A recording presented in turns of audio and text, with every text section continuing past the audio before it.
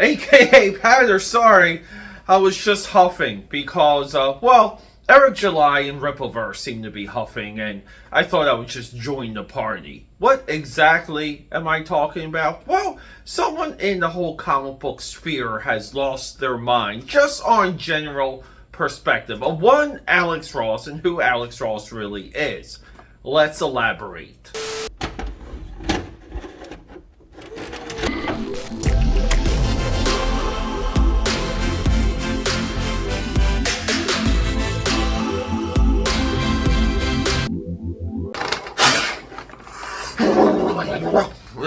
AKA Patters, don't mind me. I'm just getting higher than a kite. Peter A. DeLuca here, aka Pad69. Say it with me, known through Philadelphia, PA, Europe, and the vast multiverse as your eclectic one. I'm just a guy here on YouTube making videos on my phone in my library / production room here because, working as an IT professional in Philadelphia, PA isn't enough. I need to make videos like this. Eric July, Rippleverse. So, I just want to real quick. I just enjoyed his content. I enjoyed just his pushback. I never got into him through the Blaze, even though at the time I was subscribed to the Blaze. I didn't even know he was associated with the Blaze. But with all of that said, him entering into the world of comic books, creating a multi-million-dollar empire in what seems to be an overnight success, good on him, and good on anyone getting a little bit of a bag through his community, his efforts, and his overall reach.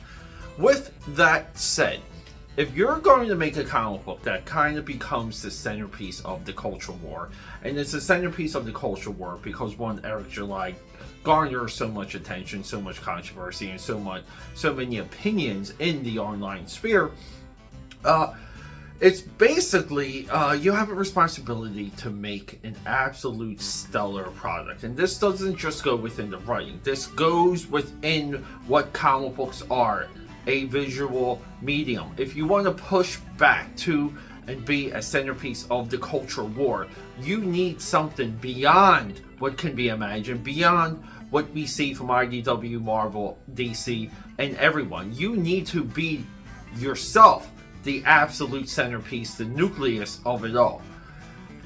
This video that he put out, somehow comparing, tracing 3D assets or using 3D assets to one Alex Ross is unfathomable.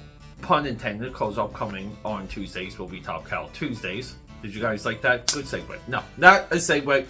But people, I was there when Alex Ross rose into the mainstream, and he himself, now comics, Terminator Burning Earth, came out of nowhere as a kid. We knew that one or two of his parents was involved with illustration. We knew he was in Chicago. And his style and approach was a absolute rebuttal against the Image era. A perfect rebuttal, perfect absorption into the mainstream, and rightfully so. Everything Alex Ross was putting out was earned. With that said, Alex Ross has grown into what I believe to be the greatest modern day comic book creator, cover artist, writer, project generator, art director. His direction within books is always top notch, it's always right on, and he seems to be the only person in American comics that the big two allow to almost do these traditional takes on these superheroes, and these traditional takes on superheroes, or somehow in line to what we would say would be continuity or character continuity, meaning Immortal Hulk. Hulk was basically the Hulk that we had in the 70s, the 80s, and going into the Peter David era of the 90s. His direction when he touches books is what we want. It's actually what the big two want, because he has proven it in sales, he's proven it in craftsmanship, he's proven it in quality. Isom number 1, 2, and I believe 3 is coming. People, this is a freshman effort. From what I could just see visually, it's not there. as a freshman effort when it comes to EVS's early work on the Hall of Heroes, Cyberfrog, basically everything that we got with Jawbreakers and John Mallon as a freshman work, given John Mallon was more seasoned than Richard C. Meyer, but the publishing effort itself was freshman. Isom as a freshman effort just seems to have a couple really good covers. What I have seen of the interiors is laughable. It is something that I feel like I would be able to draw and handle overnight very quickly.